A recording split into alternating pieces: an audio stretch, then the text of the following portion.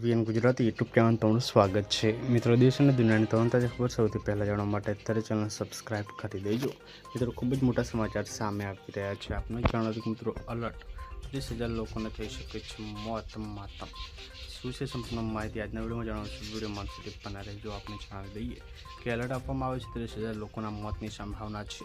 દેશમાં મિત્રો વધતી જતી ગરમી અને લૂના મોજા અંગે ચેતવણી જારી કરવામાં આવી છે। અહીંયા વાત કરવામાં આવે તો મિત્રો અહીંયા જે છે અમેરિકાના બર્કલ સ્થિત યુનિવર્સિટી ઓફ કેલિફોર્નિયાના સંશોધકોના મતે ભારતમાં એક દિવસમાં ભારે ગરમીના કારણે આશરે 3400 લોકોના મોત થઈ શકે છે।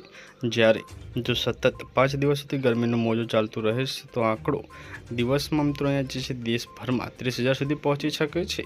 ત્યારે મિત્રો યુપી ગરમીથી મિત્રો સૌથી વધુ પ્રભાવિત થતું રાજ્ય છે।